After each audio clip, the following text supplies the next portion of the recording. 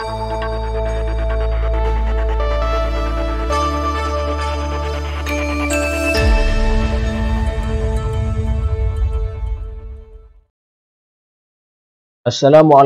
warahmatullahi wabarakatuh. Saya Syakirin bin Ahmad Bakari dari Kolej Matematik Perak akan membentangkan kajian tindakan saya yang bertajuk meningkatkan pemahaman pelajar dalam topik pengaturcaraan melalui kaedah Lightboard. Pendahuluan. Program matrikulasi adalah satu program persediaan bagi pelajar lepasan SPM yang terpilih bagi membolehkan mereka melanjutkan pelajaran ke peringkat ijazah pertama di IPT. Sehingga kini, terdapat 17 buah kolej matrikulasi di seluruh negara meliputi Kolej Matrikulasi, Kolej Matrikulasi Kejuruteraan dan Kolej Mara. Terdapat dua program yang ditawarkan kepada pelajar aliran sains iaitu program 2 semester atau dikenali sebagai STS dan program 4 semester atau dikenali sebagai SES. Terusnya, sama-sama kita melihat refleksi PDP lalu dari perspektif pensyarah. Topik problem solving adalah salah satu topik penting dan sukar bagi pelajar-pelajar SES semester 2. Menerusi pengajaran yang telah dijalankan, penyelidik mendapati 85% pelajar tidak mampu memberikan jawapan yang tepat dalam ujian 1 yang dijalankan. Pelajar-pelajar ini diperhatikan tidak dapat memahami konsep asas penulisan problem analisis. Penulisan jawapan problem analisis memerlukan pelajar memahami 3 aturan asas iaitu input, proses dan output. Penyelidik dapat merasakan pelajar keliru dalam menulis jawapan dan hanya semata-mata bergantung kepada contoh dalam video nota kuliah yang disediakan. Ditambah pula, pengajaran dan pembelajaran kali ini dijalankan dalam suasana pandemik yang menyebabkan kurangnya interaksi bersemuka dalam dan luar kelas. Oleh itu, penyelidik merasakan perlu wujudnya suatu tindakan yang berkesan bagi memastikan pelajar dapat menguasai penulisan problem analisis ini yang merupakan asas penting dalam memahami topik problem solving secara keseluruhan. Seterusnya, refleksi PDP lalu dari perspektif pelajar. Keupayaan pelajar dalam menguasai penulisan problem analisis ini adalah berbeza-beza. Rata-rata pelajar yang mengambil subjek sains komputer tidak mempunyai asas sains komputer di peringkat sekolah menengah. Menerusi data yang diperoleh dari Sistem Pengurusan Maklumat Pelajar KMPK, kurang dari 10% pelajar yang mempunyai asas sains komputer di peringkat sekolah menengah. Ketiadaan asas sains komputer di peringkat sekolah menengah menyebabkan pelajar-pelajar ini mengalami masalah dalam memahami topik problem analisis. Seterusnya, diterjemahkan menerusi jawapan yang tidak tepat dalam ujian pra yang dijalankan. Fokus kajian. Fokus utama kajian adalah untuk menyelesaikan masalah penguasaan pelajar terhadap memahami subtopik problem analisis.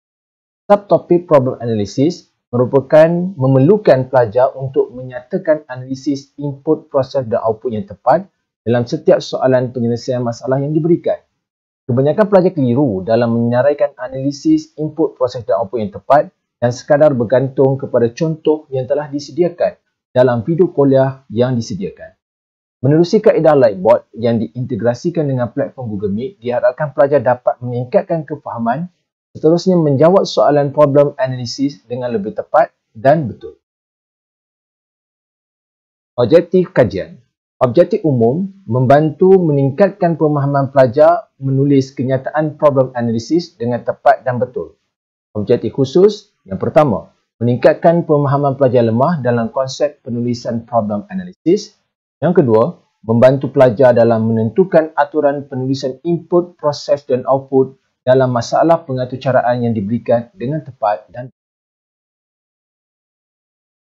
kumpulan sasaran kajian tindakan ini dijalankan ke atas 20 orang pelajar SES Modul 2 kelas D3T12 yang mengikuti subjek sains komputer DC024. Kaedah persampaian tujuan digunakan bagi pemilihan pelajar-pelajar ini. Menurut Pomizi, persampaian tujuan merujuk kepada prosedur persampaian iaitu sekumpulan subjek yang mempunyai ciri-ciri tertentu sahaja dipilih sebagai responden kajian berdasarkan pengetahuan dan tujuan khusus penyelidikan pengkaji.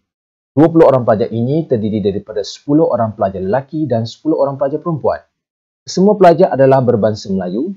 Seterusnya, hanya 3 orang pelajar sahaja yang mempunyai pengalaman mempelajari asas pengaturcaraan komputer di peringkat sekolah menengah, manakala 17 orang pelajar lagi tiada asas pengaturcaraan komputer di peringkat sekolah menengah.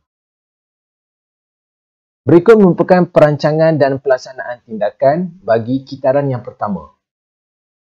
Langkah yang pertama adalah tinjauan awal, di mana ujian pra ujian 1 dijalankan sebelum Blackboard digunakan secara atas talian di Google Classroom. Yang kedua, merancang tindakan, membina 2 soalan topik problem analisis dan persediaan Blackboard melalui Google Meet. Ketiga, melaksanakan tindakan pengajaran menggunakan kaedah integrasi Blackboard melalui Google Meet. Seterusnya, menjalankan ujian post iaitu ujian 2 secara atas talian di Google Classroom dan masa yang dia ambil adalah 15 minit. Seterusnya, 4.1 memerhati pengumpulan data, 4.2 memerhati dan analisis data, dan yang kelima, refleksi. Bagi kitaran yang kedua, refleksi kitaran yang pertama dilakukan pada langkah yang pertama. Dan seterusnya, ke langkah yang kedua, merancang tindakan, membina 2 soalan topik problem analisis dan persediaan Blackboard melalui Google Meet. Manakala bagi langkah yang ketiga, pelaksanaan tindakan, pengajaran menggunakan kaedah integrasi Blackboard yang ditambah baik bersama Microsoft PowerPoint. Dan seterusnya menjalankan ujian post yang kedua iaitu ujian yang ketiga secara atas talian di Google Classroom dan masa yang diambil adalah 15 minit. Seterusnya memerhati dan pengumpulan data, memerhati dan analisis data, dan yang kelima, refleksi. Berikut merupakan jadual yang pertama taburan frekuensi keputusan ujian pra ujian 1 sebelum integrasi Blackboard melalui Google Meet dilaksanakan. Apa yang dapat diperhatikan? Majoriti pelajar memperoleh markah hanya 2/5 saja iaitu 40% pelajar dan bilangan pelajarnya hanya adalah 8 orang sahaja. Berbanding yang memperoleh markah penuh 5/5 adalah hanya 3 orang saja dan peratus ini adalah 15%. Seterusnya dari langkah bagi perancangan dan pelaksanaan tindakan ditunjukkan bagaimana gambar rajah 1 persediaan Blackboard menerusi Google Meet yang dijalankan. Gambar rajah 2 pengajaran tutorial atas talian menggunakan integrasi Blackboard menerusi Google Meet. Dan seterusnya dari segi pemerhatian selepas kitaran pertama dijalankan, perhatian kita pertama adalah merupakan hasil dapatan yang diperoleh selepas integrasi Blackboard diaplikasikan dalam pengajaran pada sesi kelas tidak bersemuka. Ujian 2 bagi kitaran 1 ini ditakbir di Google Classroom di mana pelajar perlu menghantar ujian pada waktu dan masa yang ditetapkan di dalam aplikasi. Apa yang dapat kita perhatikan, berlaku sedikit peningkatan, tidak berlaku sebarang peningkatan untuk markah penuh dan hanya pelajar yang mempunyai markah penuh hanya 3 orang saja. Iaitu dari segi peratus hanyalah 15% sahaja. Seterusnya, jadual yang ketiga, taburan markah ujian post kitaran yang kedua ataupun ujian yang ketiga. Min purata markah pelajar bagi kali ini adalah 2.6. Pemerhatian kitaran kedua adalah merupakan hasil dapatan yang diperoleh selepas integrasi Blackboard melalui platform Google Meet diaplikasikan dalam pengajaran bagi kitaran kedua. Apa yang dapat diperhatikan? Markah penuh 5/5 telah meningkat kepada 8 orang pelajar iaitu peratusnya adalah 40%. Berikut merupakan analisa maklum balas pelajar di mana item-item yang dipaparkan adalah item dari segi soal selidik untuk maklum balas yang ditakbir selepas sesi kelas dijalankan. Soalan 5, 6, 7, 8 dan 9.